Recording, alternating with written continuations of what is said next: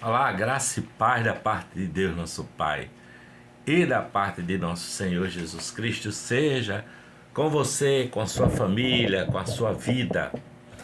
Hoje estamos aqui também para refletirmos na palavra de Deus, na palavra de Jesus e aprender assim a ser um talmidim e andar no passo a passo de Jesus Cristo, nosso Senhor, usando como reflexões as palavras do meu querido mentor Ed Renekiewicz, da IBAB, Igreja Batista de Água Branca.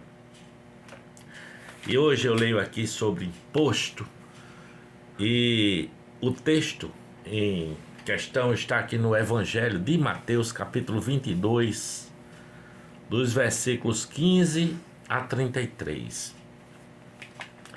E eu vou ler. Então, os fariseus saíram e começaram a planejar o meio de enredá-lo em suas próprias palavras. Enviaram-lhe seus discípulos juntamente com os herodianos, que lhe disseram: Mestre, sabemos que és íntegro e que ensinas o caminho de Deus conforme a verdade. Tu não te deixas influenciar por ninguém, porque não te prendes à aparência dos homens. Dize-nos, pois, qual é a tua opinião? É certo pagar imposto a César ou não? Mas Jesus, percebendo a má intenção deles, perguntou: Hipócritas, por que vocês estão me pondo à prova? Mostrem-me a moeda usada para pagar o imposto. Eles lhe mostraram um denário. E ele lhes perguntou: De quem é esta imagem e esta inscrição? De César, responderam eles.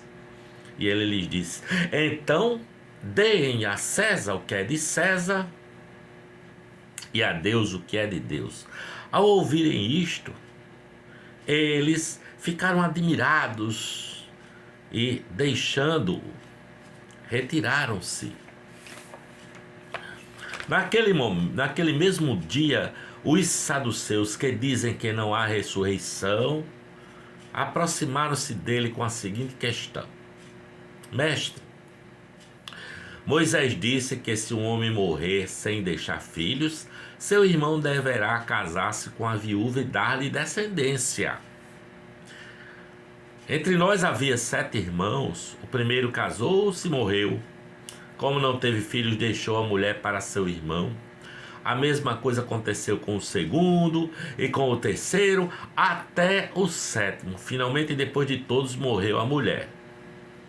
Pois bem, na ressurreição, de qual dos 7 ela será esposa, visto que todos foram casados com ela?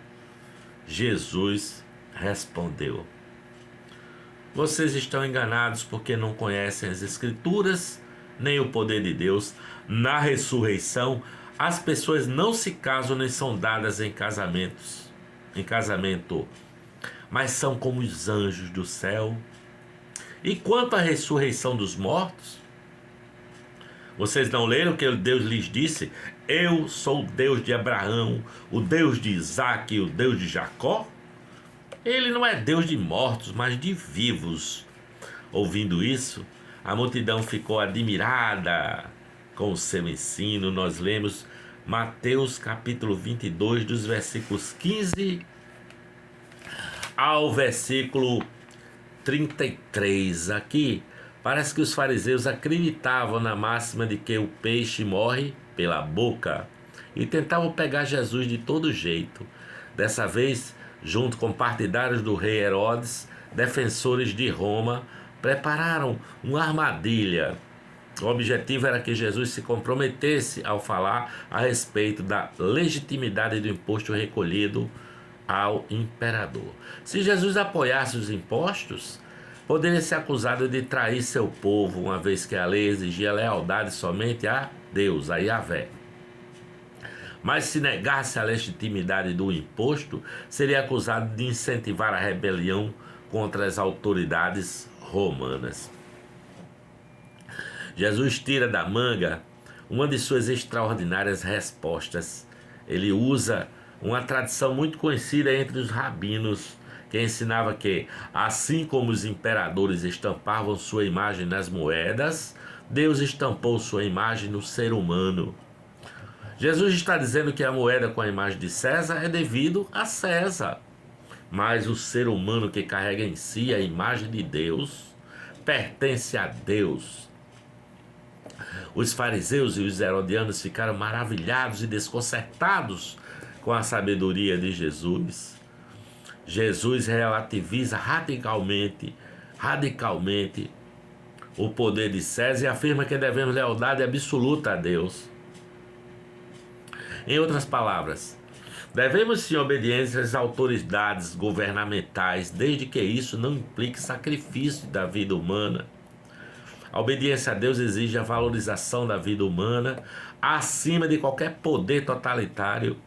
Jesus Cristo é assim como reafirmou o apóstolo Pedro, é preciso obedecer antes a Deus do que aos homens. Está em Atos capítulo 5, versículo 29, Atos dos Apóstolos.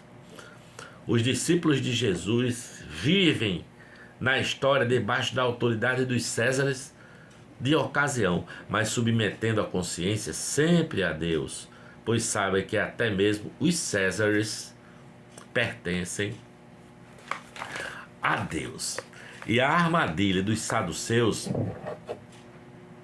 evoca uma narrativa do livro apócrifo de Tobias, que conta a história dessa viúva. Eles desejam saber com qual dos 7 maridos, todos irmãos, a mulher será casada na eternidade. Jesus responde dizendo que é um erro projetar para a vida futura as condições da vida na terra, pois na ressurreição as pessoas não se casam nem são dadas em casamento, como disse Jesus. Mas o fato é que os saduceus não estavam interessados no casamento depois da morte ou na relação entre marido e mulher no céu. Não. O que eles queriam era desacreditar a doutrina da ressurreição. E estavam argumentando algo do tipo: você não vê, Jesus, que a ressurreição é uma ideia sem lógica? Jesus ensina lembrando que Deus é o Deus de Abraão, é o Deus de Isaac, o Deus de Jacó, o que diz muita coisa não apenas a respeito de Deus, como também a respeito de Abraão, de Isaac e Jacó, uma vez que Deus os trata como se estivessem vivos, como de fato estão. Nós, cristãos, acreditamos na ressurreição. A Bíblia ensina que em certo momento a vida humana é interrompida nessa terra, nessa dispensação que chamamos vida na terra, para depois ressuscitar em outra dimensão da existência, sabe? A respeito da qual nós sabemos quase nada, muito pouco. A Bíblia não ensina reencarnação, mas a ressurreição, porque Deus é Deus de vivos e não de mortos. Os discípulos de Jesus, os seus talmidins, vivem na esperança da ressurreição dos mortos.